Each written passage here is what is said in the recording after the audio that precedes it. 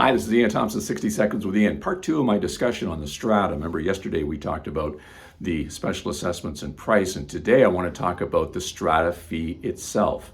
If you're shopping for a condominium and there's a low strata fee, then you want to make sure the building is newer. It's not unusual to see low fees, $200-300 in a brand new building, because it has a new home warranty. The odds of special assessments are quite low. If you're looking at a 30, 40, 50-year-old building and the strata fees are low and they haven't got a lot of money in the reserve fund, it's inevitable you're going to have special assessments, $25,000, $30,000, $40,000, $50,000.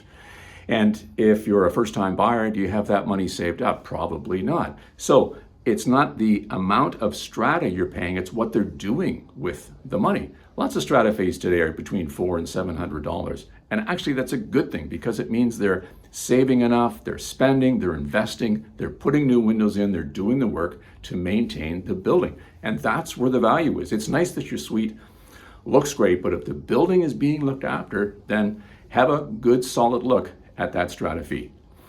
And if you like 60 Seconds with Ian, make sure you go to my YouTube channel and subscribe. And if you'd like to book an appointment with me, just hit the button below and I'll get back to you right away. Okay? Have a great day.